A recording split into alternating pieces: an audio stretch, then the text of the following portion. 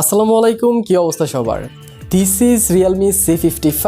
গত এক মাস ধরে এই ফোনটা আমি ইউজ করছি অ্যান্ড এই ফোনটা আমাকে কিন্তু অনেকটাই ইমপ্রেস করতে সক্ষম হয়েছে। এর বেশ কিছু কারণও রয়েছে। তার আগে যদি প্রাইসটা বলি তাহলে এই ফোনটার 128GB ভেরিয়েন্ট আপনারা পেয়ে যাচ্ছেন এই প্রাইসে অ্যান্ড এটার 8256 ভেরিয়েন্ট আপনারা পেয়ে যাচ্ছেন এই প্রাইসে। তো যদি আমরা 6GB 128GB ভেরিয়েন্ট নিয়ে কথা বলি তাহলে এটা 18,990 টাকায় লঞ্চ হয়েছে বাংলাদেশে অ্যান্ড এই প্রাইসে আপনারা পেয়ে যাচ্ছেন একটা ইন্টারেস্টিং ক্যামেরা, একটা বড় ডিসপ্লে অ্যান্ড তার সাথে একটা গ্রেট ডিজাইন অ্যান্ড এই সব কিছু মিলিয়ে ফোনটা কিন্তু একটা ভালো ডিল হতে পারে আপনাদের কাছে। কিন্তু অন পেপার কি আছে সেইটা জেনে আর আপনাদের লাভ কি, আর আমি বা সেইটা জানি আপনাদের কি করব, সেগুলো তো অনলাইনে পেয়ে যাবেন।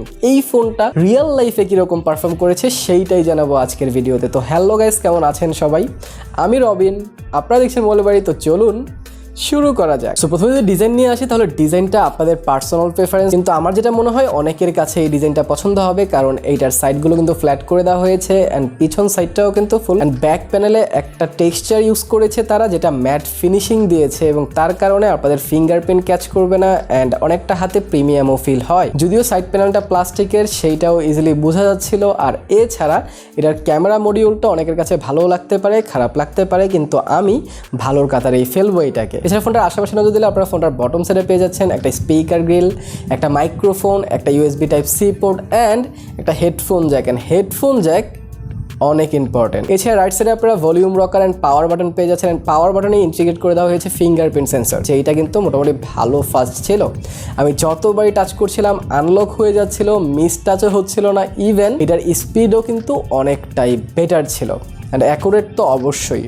এছাড়া লেফট সাইডে আপনারা একটা কমপ্লিট সিম ট্রে পেয়ে যাচ্ছেন, যেখানে দুটো সিম কার্ডের পাশাপাশি একটা মেমোরি কার্ডও ইউজ করতে পারবেন। আর টপ সাইড পুরোটা ক্লিন পাচ্ছেন, কিন্তু এই বাজেটে অবশ্যই একটা সেকেন্ডারি নয়েজ ক্যান্সেলেশন মাইক দরকার ছিল, যেটা এটাতে দেওয়া হয় নাই। এটা কিন্তু আমাকে একটু ইফেক্ট করেছে, কারণ আপনারা যখন বাইরে কথা বলতে যাবেন নয়েজ কিন্তু মোটামুটি ভালোই ক্যাচ করে, সেই ক্ষেত্রে আপনারা অবশ্যই এটা বিবেচনায় রাখবেন। কিন্তু এই বাজেটে অনেক ব্র্যান্ডই দেয় না, সেক্ষেত্রে এটাকে কমপ্লেন করা যাচ্ছে না। এছাড়া ফোনটার স্পিকারও আমার কাছে ভালো লেগেছে। বটম ফায়ারিং স্পিকারটা মোটামুটি ভালোই লাউড ছিল অ্যান্ড সাউন্ড কোয়ালিটি নিয়েও আপনাদের কোনো প্রকার প্রবলেম হবে বলে আমার মনে হচ্ছে না। এছাড়া ফোনটার ওয়েট ডিস্ট্রিবিউশন অনেক ভালো ছিল। ফোনটা নিচে থেকে ধরেন অথবা উপর থেকে আপনাদের কিন্তু এতটা বেশি ওয়েট ফিল হবে না হাতে। এছাড়া সামনের দিকে আপনারা একটা পাঞ্চ হোল ডিসপ্লে পেয়ে যাচ্ছেন 6.72 ইঞ্চ অ্যান্ড এটা কিন্তু মোটামুটি বড় ডিসপ্লে। হাতে নিলে আপনাদের ফিল হবে যে হ্যাঁ এটা বড় অ্যান্ড ব্যাজেলটাও মোটামুটি কম হওয়াতে একটা ফুল ভিউ এক্সপিরিয়েন্স কিন্তু আপনাদেরকে এটা দিবে, যেটা আমাকেও দিয়েছে। এটা কিন্তু ফুল HD প্লাস রেজুলেশনের ডিসপ্লে, যার কারণে এইটার যেই ক্লিয়ারনেস সেইটা কিন্তু আমার ভালো লেগেছে। তার সাথে 292 PPI 680 নিটস পিক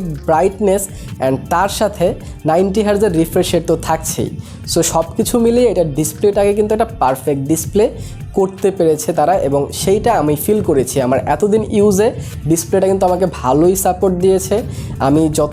আমি অনেক কন্টেন্ট ওয়াচ করেছি, কারণ বড় ডিসপ্লেতে ডেফিনেটলি ইউটিউব ভিডিও দেখেও আপনারা মজা পাবেন, আর তার সাথে যখন আপনারা 90 হার্জের রিফ্রেশ রেট পাবেন সব কিছুই কিন্তু অনেক স্মুথ ফিল হবে অ্যান্ড সেইটাও আমাকে অনেক উপভোগ করিয়েছে এই লম্বা টাইম ইউজের সময়টা। আর বাই দ্য ওয়ে এখানে কিন্তু IPS LCD ডিসপ্লে ইউজ করা হয়েছে, সুপার অ্যামোলেড দেওয়া নাই। অনেকেই সুপার অ্যামোলেড খোঁজেন, আমি জানি, যারা 8GB র্যামেরটা কিনবেন 23,000 টাকায়, অনেকেই এই প্রাইসে সুপার অ্যামোলেড আশা করেন, কিন্তু এত বড় ডিসপ্লেতে সুপার অ্যামোলেড দিলে অবশ্যই খরচ আরও বেড়ে যেত। সো এই জন্য সুপার অ্যামোলেড এখানে দেওয়া হয় নাই। এছাড়া যদি আমরা UI অ্যান্ড OS নিয়ে কথা বলি তাহলে এখানে UI হিসেবে Realme UI পাচ্ছেন 4.0 আর Android 13 দেওয়া হয়েছে out of the box. So একদম লেটেস্ট আপডেট তো পেয়েই যাচ্ছেন এইখানে। তার সাথে এখানে প্রসেসর হিসাবে আপনারা পাচ্ছেন Helio G88, যেটা রেগুলার ইউজে তো আমাকে কোনো প্রকার প্রবলেম দেয়নি, কারণ আমি এত হেভি গেমারও না, আবার এত লো ইউজারও না। মোটামুটি ভালো ইউজ করি আমি। 6-7 ঘন্টা প্রতিদিন ইন্টারনেটে আমার থাকতে হয়, অনেক পরিমাণ ইউটিউব দেখতে হয়। ফোনের স্ক্রিন কিন্তু অনই থাকে সারাদিন আমার, আর তার সাথে গেমিং টিমিং তো টুকটাক চলেই। ইভেন এটাতে আমি কিন্তু ফ্রি ফায়ার খেলেছি, এটাতে আমি PUBG খেলেছি অনেক সময় অ্যান্ড তার সাথে এটাতে কিন্তু নর্মাল যেই গেমগুলো আছে সেইগুলো আমি খেলেছি এবং সব গেমগুলোই ইজিলি রান করার ছিল। সাবওয়ে সারফাস বলেন অথবা আপনার স্ম্যাশ হিট বলেন, কোনো গেমেই কিন্তু আমার প্রবলেম হয়নি এটাতে খেলতে। অ্যান্ড আমি রেকমেন্ড করবো যে আপনারাও এটা যদি গেমিংয়ের জন্য নিতে চান অ্যান্ড তার সাথে একটা ভালো ক্যামেরায় আসছি, তার আগে গেমিংয়ের কথাই বলে নেই।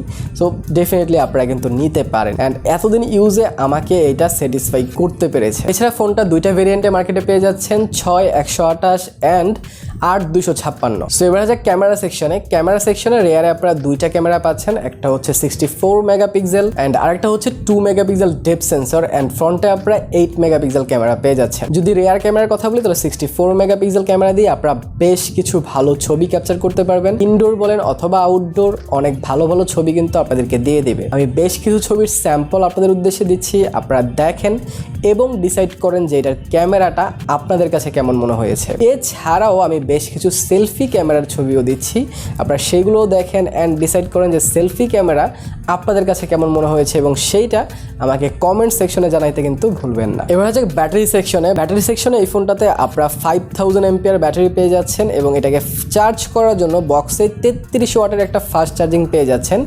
যেইটা আপনাদের ফোনটাকে মাত্র 29 মিনিটে 50% চার্জ করতে সক্ষম। যেহেতু ফোনটার ডিসপ্লেটা বড়, তার সাথে full HD plus resolution and তার সাথে 90 হার্জের রিফ্রেশ রেটও দেওয়া হয়েছে, এই সব কিছু মিলিয়ে ব্যাটারি ব্যাকআপ কিন্তু খানিকটা কম আপনারা পাবেন যদি আপনারা 60 হার্জে ইউজ না করেন। অনেকেই 90 হার্জে ইউজ করে, 60 হার্জ অনেকের কাছে ভালো লাগে না, কারণ 90 হার্জ ইউজ করলে 60 হার্জ ইউজ করা যায় না। আর তো সেই ক্ষেত্রে ব্যাটারি ব্যাকআপ আপনাদের কম মনে হলেও এটা তারপরেও আপনাদের একদিন প্লাস কিন্তু ব্যাকআপ দিয়ে দিবে নর্মাল ইউজেসে, এতটাও কম না ভাই। এবং এইটা যদি একবার চার্জ শেষ হয়ে যায় তাহলে এটাকে অনেক দ্রুতই আপনারা ফুল চার্জ করে নিতে পারবেন 33 ওয়াটের চার্জারের কারণে। সো এট দ্য এন্ড 1 মাস ইউজ করার পর আমার যে এক্সপিরিয়েন্স আছে সেখান থেকে যদি আমি কিছু ভালো দিক বলি তাহলে ডেফিনেটলি এটার ভালো দিক ডিজাইন, ক্যামেরা, ডিসপ্লে অ্যান্ড পারফরমেন্সও আমার কাছে খানিকটা ভালোই লেগেছে। বাট যদি আমি ড্রব্যাকের কথা বলি তাহলে এইটার ডিজাইনটা একটু চিপ ফিল হয় সাইডের প্লাস্টিকের কারণে, এছাড়া এটার পারফরমেন্স সেকশন আরেকটু ইমপ্রুভ করা যেত। সো আই হোপ আপনারা সব কিছুই বুঝতে পেরেছেন। এছাড়াও আমি কিন্তু টেকনোরও একটা লেটেস্ট ফোনের রিভিউ করেছি, সেইটা দেখতে চাইলে এইখানে ক্লিক করে দেখে নিতে পারেন। ভালো থাকেন, শুধু থাকেন। ভিডিওটা ভালো লাগলে লাইক, কমেন্ট, শেয়ার, সাবস্ক্রাইব করে দিন। দেখা হবে পরে ভিডিওতে। টিল দেন, আল্লাহ হাফেজ।